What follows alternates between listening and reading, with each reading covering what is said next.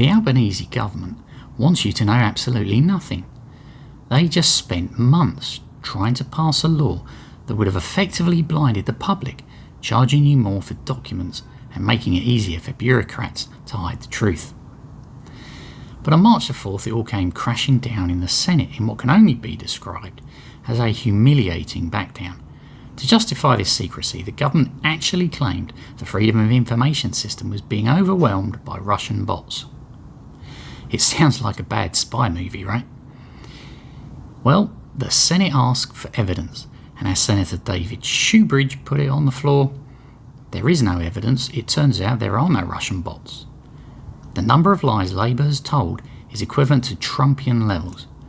They have invented a bogeyman just to stop you from seeing their emails. This wasn't just the Greens complaining. Even the coalition, who have been criticised for their own secrecy in the past, were stunned.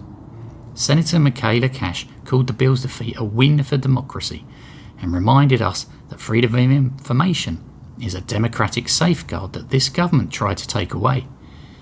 Even Senator Fatima Payman, one of their own until recently, asked the question every Australian is thinking: why are you trying to hide something if there is nothing to hide?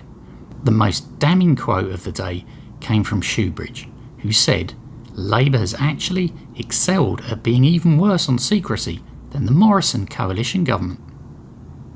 Think about that. The government that campaigned on transparency and integrity is now being called out for being more addicted to the shadows than the people they replaced. They wanted to charge you fees just to ask a question, all while bureaucrats spend, get this, 1 million hours a year coming up with reasons to say no to you.